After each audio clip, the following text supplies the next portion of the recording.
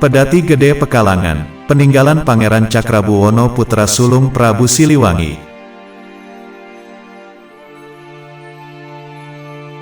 Berkunjung ke kota Cirebon di Jawa Barat, baik ke wilayah kota Cirebon maupun Kabupaten Cirebon, kita akan disuguhi berbagai banyak cerita yang berkaitan dengan masa silam.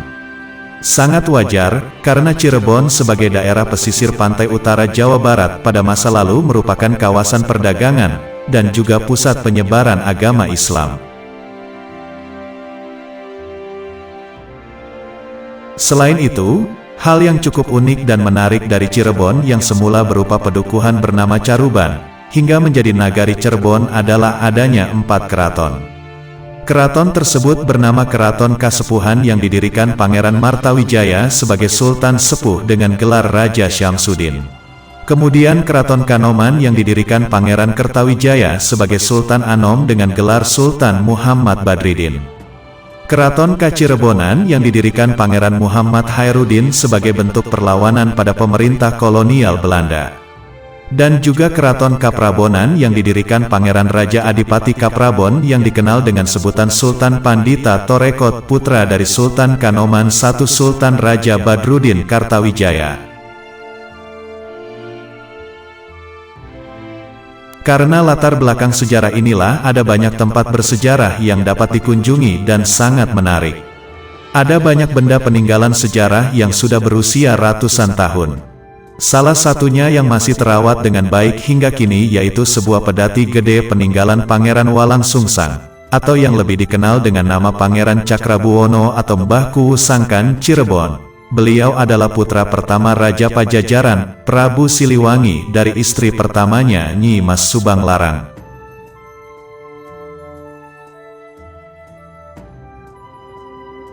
Pedati gede saat ini disimpan di Kelurahan Pekalongan, Kecamatan Pekalipan, Kota Cirebon. Hingga warga menamainya Pedati Gede Pekalongan atau Pedati Gede Mbah Pekalongan.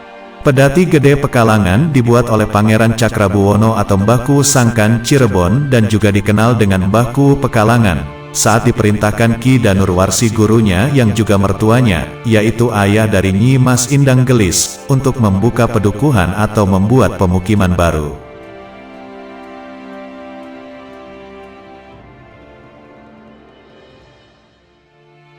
Kawasan hutan Caruban menjadi pilihannya untuk membuat pedukuhan yaitu pada tahun 1445 Masehi, atau tepatnya pada tanggal 1 Syuro 790 Hijriah. Penggunakan Pedati Gede Pekalongan ditarik oleh Kebo Andanu yaitu seekor kerbau berwarna putih atau orang Cirebon biasa menyebutnya Kebo Bule. Pangeran Cakrabuana membuka hutan Caruban menjadi pedukuhan Caruban hingga dikenal dengan sebutan Mbah Kuwu. Kemudian pedukuhan berubah menjadi Nagari Caruban yaitu berupa Kesultanan Cirebon sebagai kerajaan Islam pertama di Jawa, yang kepemimpinannya diserahkan kepada keponakannya sekaligus menantunya yaitu Syarif Hidayatullah atau Sunan Gunung Jati yang menikahi Putri Pakumwati.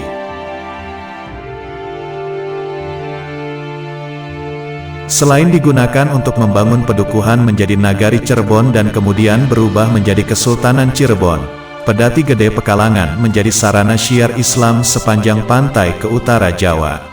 Selain itu pada tahun 1480 Masehi, Pedati Gede Pekalongan digunakan Sunan Gunung Jati atau Syekh Maulana Syarif Hidayatullah untuk mengangkut material pembangunan Masjid Agung Sang Cipta Rasa, hadiah perkawinan Sunan Gunung Jati untuk Nyi Mas Pakumwati.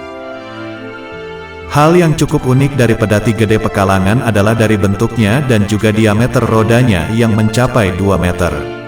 Semua bagian roda, baik bagian lingkaran maupun jeruji roda terbuat dari kayu jati.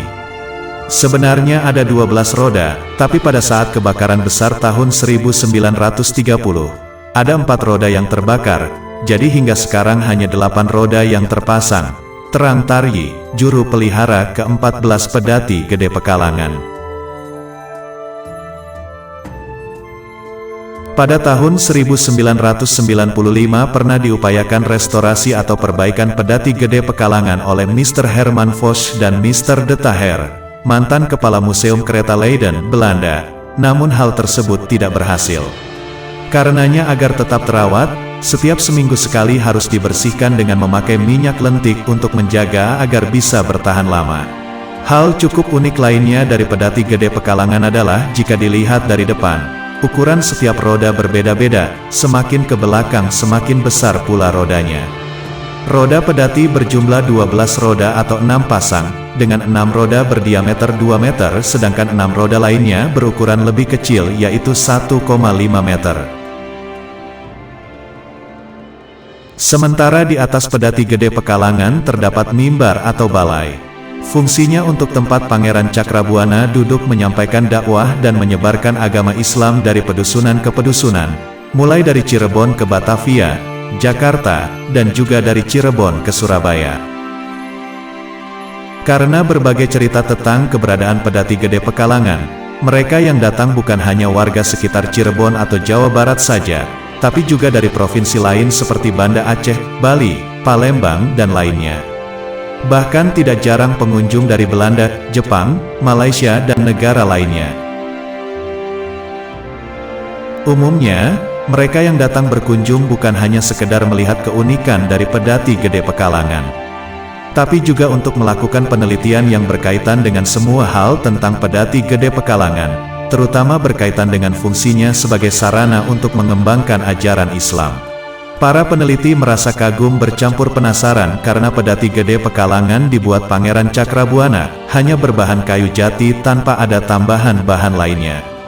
Selain itu meski berukuran besar dengan diameter hampir mencapai 15 dan lebar 2,5 meter serta tinggi 3 meter, setiap sambungannya tidak menggunakan paku ataupun pasak.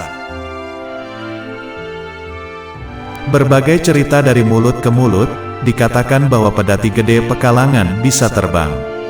Sebagaimana yang diungkapkan Tari Juru Kunci ke-14, bahwa dulunya pada masa pembangunan Masjid Agung Sang Cipta Rasa warga melihat pedati gede yang ditarik ke Boandanu tidak napak ke tanah alias terbang.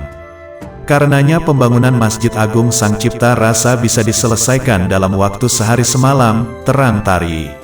Bahwa dirinya juga beberapa kali pernah bermimpi tentang pedati gede Pekalongan yang sedang terbang, dan kedatangan Pangeran Cakrabuana agar dirinya terus memelihara pedati gede Pekalongan. Bahkan bukan hanya saya saja yang pernah mimpi pedati gede Pekalongan terbang, beberapa orang Bali juga pernah bermimpi dan setelah datang langsung melihat pedati gede Pekalongan dia membenarkan, bahwa pedati terbang yang hadir di mimpinya adalah pedati gede Pekalongan, cerita Tari. Dengan segala kerendahan hati, jika ada perbedaan versi mohon dimaafkan, baiknya ini dijadikan bahan rujukan sehingga kita bisa mengambil hikmah dari kisah ini. Semoga informasi ini bermanfaat untuk kita semua.